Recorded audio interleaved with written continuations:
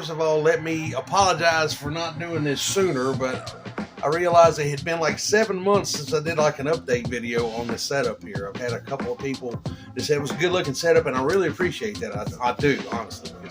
It's just honestly thrown together. But I have made some changes, and a couple of those changes have been for personal reasons, and other changes have been for necessity. Let's call it that. First of all, I'm still running the RCI 2980. I love this radio. It's been foolproof. I know, from what I'm told, it's over 20 years old. I don't know. I'm not sure. But it's been a great piece to me. I love it. It's not let me down. I've not had any major issues with it. The receive is good on the radio. The output is excellent on the radio.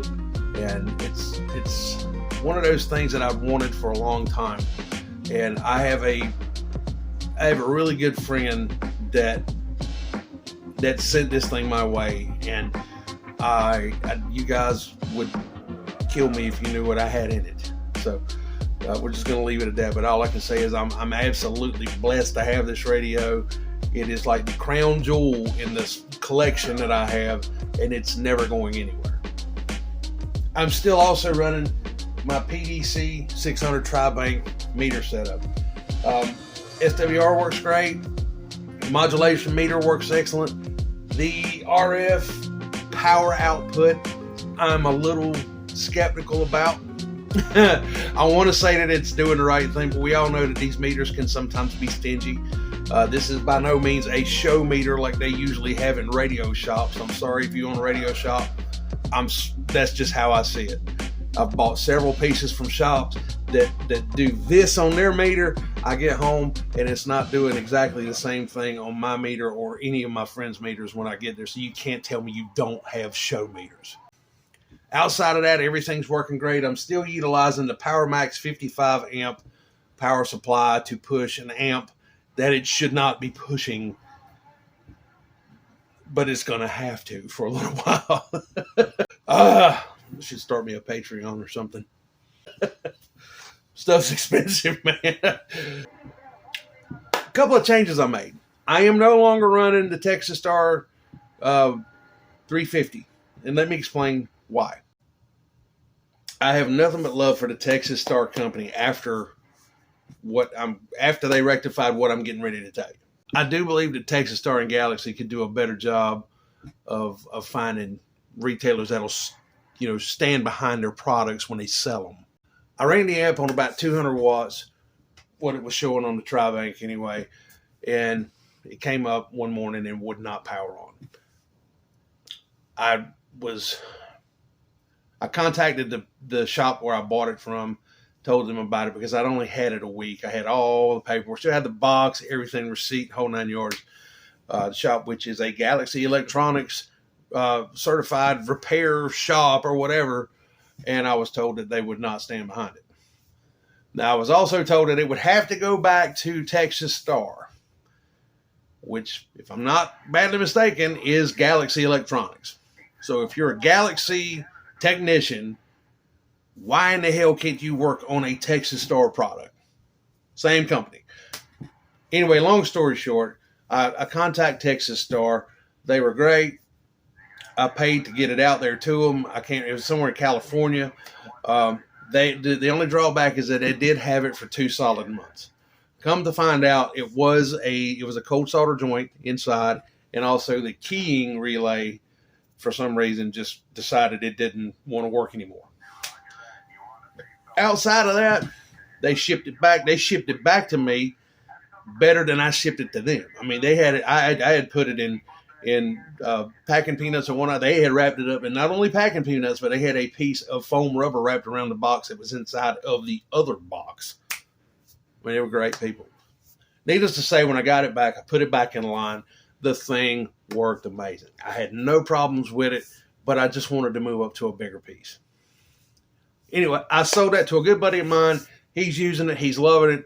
And I stepped up to a Palomar 600. Palomar is doing on the medium side over here about 350 to 450, somewhere in there. And that's plenty for what I'm doing right now. I'm not trying to do that whole Super Bowl crap or have the biggest radio on the block. I just want to be able to get out to the West Coast if the Skip's rolling and I feel like talking Skip. Skip to me anymore is more of a nuisance at times. I'm not calling it a nuisance all the time. There's been times that I've talked, there's stations out there that I talk to in Texas all the time. I don't want to name drop, but there's a great guy that lives out there in Tyler, Texas that I enjoy talking to when Mother Nature opens that window and lets me do so. And there's stations up in Ohio and down in Louisiana. And there's one good fella that I used to love to talk to, and I will say his name because I've been very concerned about him because I haven't heard him in a long time, but Triple Nickel out of Arkansas. I hope he's healthy, and I hope he's doing very well because he was such a nice guy to talk to. Okay, then we come to the Delta M2 microphone that I was all hot and bothered about. Turns out the Delta M2 is a great piece. It's well made except for the mic cable itself. The mic cable for the Delta M2 is extremely rigid. It is extremely rigid. I mean, it's almost hard plastic rigid, coiled hard plastic rigid. But the wires inside are a little less than. Needless to say, it's given me problems twice. All right, it's actually right now it's over on another bench where I'm thinking about converting it to a boom mic. Whether that happens or not, we will see. But I have moved on from that, even though it's still going to be used, but just not right now. But for now, I'm using a beautiful Static D104 Silver Eagle, baby. That Silver Eagle is an amazing mic. And I've been told by a lot of people that this is the loudest damn thing that I've ever had in my possession as far as a mic goes. Now, I'm not saying that I want to be the loudest guy out there, but what I'm striving for is good, clean audio and a great, strong signal. And apparently, with this combination that I'm running right now, it seems to be doing the trick. Then I've got one other little bitty piece, other than anything else sitting on this desk, that you may spot right now, and I have no idea. But I was given an ATS-20. This little radio is basically a shortwave. All right, I don't know much about them. I know that I can tune it to a plethora of bands. I mean, there's all kinds of bands. Right now, I'm actually monitoring, the 11 meter side, but I can also carry it up to mid-wave and shortwave, lower sideband and upper sideband. Thanks, Eric. I really appreciate that video, man, because I was completely lost. If you don't know him, he's got a great channel. It's called 4 Point Farms. He does a lot of radio stuff. If you want good information, check out Eric at 4 Point Farms. Then the last major piece that I've added to all of this is outside, and that is the Alpha-V 5/8 aluminum ground plate. And man, what a difference it has made.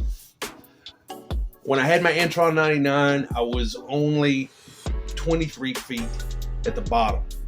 And then the Intron itself was 16 feet tall, so 23, 16, 39 feet tall. Now, I have redone the entire pole setup out there. I have that crank up and all, the tilt over or whatever you want to call it. And the bottom of that antenna itself sits at 38 feet. All right. The Maco is roughly 20 feet. So I've got the tip of that antenna at about 50, well, let's say between 56 and 58 feet. Because I can't remember exactly the way it's mounted, the exact height. Sue me. But I'm at anywhere between 56 to 58 feet tall. The receive has just about doubled, and my friends that I talk to on a normal basis say that the radio is sounding choice. Coupled with that, I did change the last section. I have two sections of coax. The last section of coax goes to LMR 400, which was a game changer, and I will probably wind up running the entire length of the house with LMR 400 at some point. But yeah, that's it. Radio's doing great. Enjoying it a lot. Sorry that I hadn't updated anything. And if there's anything you guys want to see, put it down in the comments. I hope that you'll take a minute. Maybe, if you want to comment, man. I respond to everything. I enjoy it. I'm probably one of the most accessible people on this entire platform, you know, but what you see is what you get, and I hope that's good enough.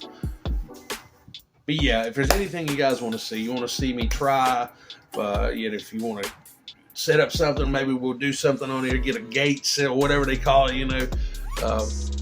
I could shoot some stuff on here of doing some contacting with you guys out there on a skip, whatever skips in, and we can get it posted up and you know, do whatever we do. But look, thanks for hanging out. You guys take good care of yourselves. Check on your neighbors. Remember to be kind to people and just be an all-around good human dude. And God bless America. She needs it terribly right now. Hope to catch you on the next one. Take care.